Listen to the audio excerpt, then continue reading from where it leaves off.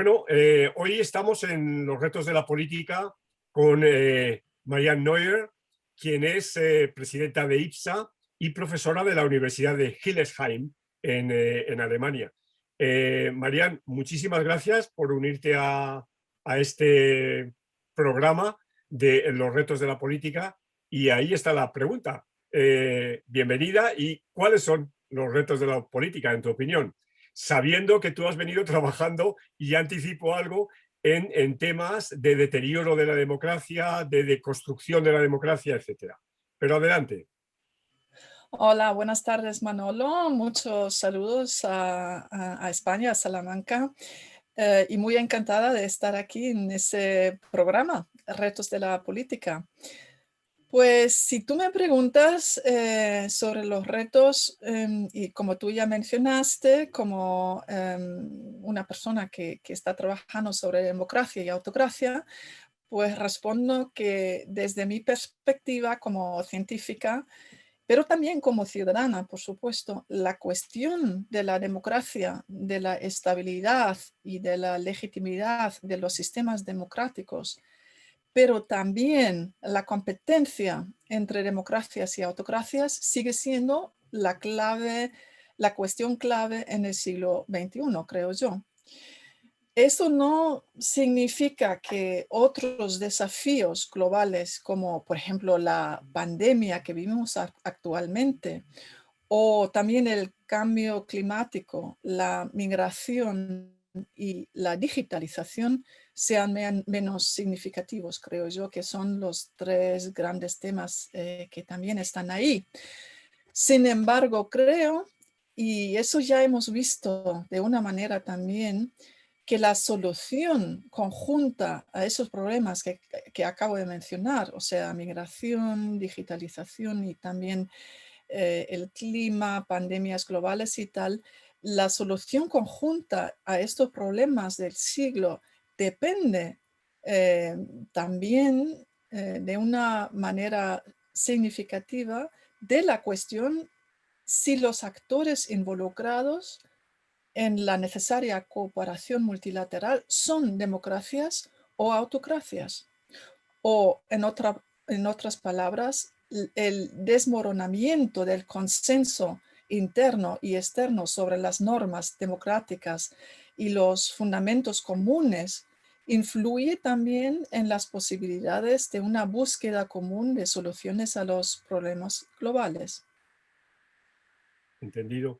Y ahora bien, en ese contexto, ¿cuáles son los riesgos que ves tú en democracias más o menos consolidadas, más o menos establecidas, para que terminen siendo autocracias?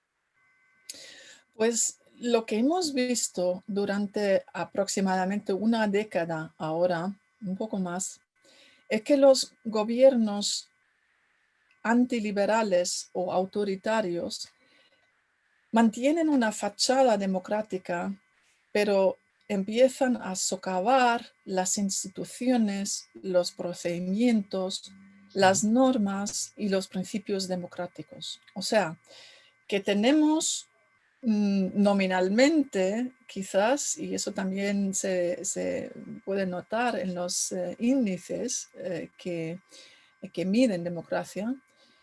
Ahí tenemos democracias liberales, pero también las democracias electorales, como se dice, pero también, y eso con más intensidad, hay regímenes híbridos, o sea que hay un movimiento bastante claro que se aleja de los modelos democráticos liberales hacia democracias electorales que tienen menos calidad democrática, hasta que llegan también estados como híbridos, que ya no son democracias, sino que se muevan eh, entre un modelo puramente democrático, pero ya en camino hacia un modelo más autoritario.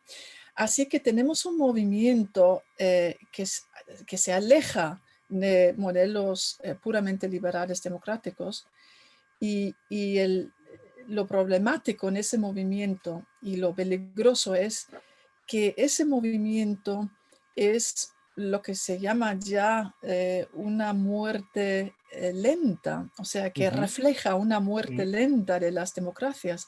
Quiere decir, ya no vemos los golpes militares o invasiones militares y tal, sí, sino que lo vemos es ese proceso de deterioro lento, gradual y además casi no visible. entendido. Y esto a mí me recuerda en parte la discusión de hace 50 años cuando se planteaban las democracias formales, ¿no? Y se consideraba que no eran auténticas democracias porque eran puramente formales. ¿Es el mismo escenario o hay algo distinto? No, creo que hay, bueno, hay bastante paralelas, creo, pero también hay algo nuevo y eso es que, mira, dónde hemos salido en ese camino, digamos, ¿no? ¿Cuál es el punto de partida? El punto de partida, de hecho, es el fin de la Guerra Fría, la implosión de los sistemas real socialistas. Es decir, el punto de partida es a finales del año 90 en el siglo XIX, el siglo Sí, XX, digo.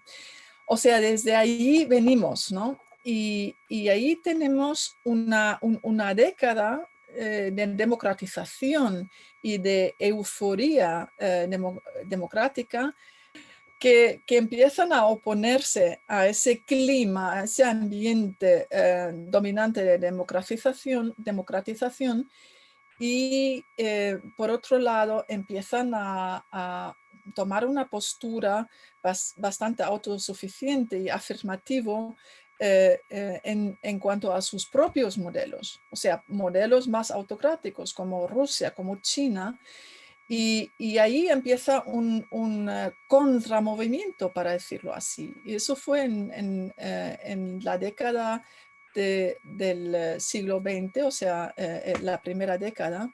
Y desde ahí venimos, o sea que es un proceso lento y por lo tanto creo que es algo nuevo porque los nuevos autócratas, o sea, esa nueva, esa neo autocracia que ahora vivimos, ¿no? Esa neo-autocracia que insiste en estructuras democráticas y quiere mantener esa fachada democrática, ese neo-autoritarismo lo que le caracteriza y difiere también de modelos anteriores del siglo XX es que insiste en ese marco democrático, o sea, que quiere mantener esas fachadas democráticas, pero claro, lo llena con principios iliberales y autoritarios. Pero eso es algo que es nuevo porque los autócratas, los nuevos autócratas, eh, sí utilizan elecciones, utilizan las instituciones, de acuerdo. pero al final tienen un objetivo que no es democrático. Tú has estudiado el caso de Venezuela como un caso de estudio, ¿no? Ah, en Venezuela el esquema resulta perfectamente claro. Cierto es que hay una diferencia. Venezuela venía constituyéndose como una democracia desde finales de los años 50, ¿no? Del siglo pasado, ¿no? Pero es una democracia que se va desgastando. ¿Puedes contarnos algo de tus investigaciones al respecto?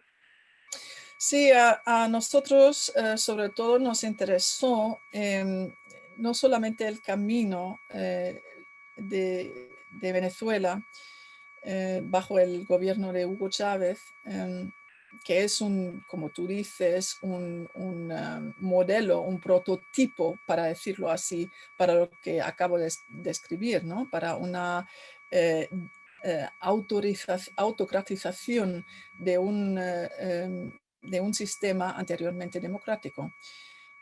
Y también un modelo para esa erosión lenta, gradual e incremental que esos países experimentan. Pues eso fue lo que hemos estudiado, pero no solamente esto, sino que mm, qué influencia el modelo chavista, para llamarlo así, tenía en la región y en su entorno geoestratégico, geopolítico. Sí. O sea, nos interesó hasta qué punto, y eso también es un nuevo fenómeno que hay que tomar en cuenta, hasta qué punto esos nuevos autócratas están interesados de exportar su modelo, al menos en la región y quizás incluso más allá, Sí. si miramos hacia China, ¿no? Por ejemplo. ¿Tú crees que, a propósito de China, la presencia de China en América Latina, primero una presencia muy sutil, pero constante en el ámbito del comercio y luego de las inversiones, va a trasladarse al ámbito de la política? Pues eso puede ser la estrategia. Lo que estamos observando desde algún tiempo, como tú dices, es que China ha empezado, no solamente en América Latina, sino en África también, de ofrecer dinero, ayuda técnica, ayuda infraestructural en esas partes del mundo, o sea, América Latina y África.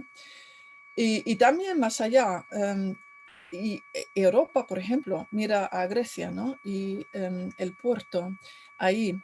Sí. Pues con esta estrategia de entrar en la esfera financiera y económica en esos países, China, de primera vista, ha hecho una oferta a esos países que parecía puramente económica y políticamente neutral, y una ayuda financiera y técnica y nada más. O sea, una ayuda incondicional. Y eso es lo que hacía esa ayuda así de atractiva, porque, como sabemos, la Unión Europea o Estados Unidos o otros países más bien ofrecen ayudas condicionales. Así que China era y es un partner muy atractivo para esos países. Pero tenemos que mirar muy bien y observar muy bien si esa estrategia de ofertas aparentemente políticamente neutrales van a transformarse en una leverage, en una clase de De clivaje, sí. sí, clivaje, em, que luego pone los países en la situación de ya no poder salir de una relación que le va a hacer dependiente de China. De acuerdo. Em, el caso, sé que no es exactamente objeto de tu estudio, pero el caso de tu país, de Alemania, con dos partidos políticos en los extremos, es un caso que en España se ha mirado con interés por también la aparición a partir diría a partir del año 2014, también de dos partidos nuevos que compiten por esos extremos del sistema de partidos.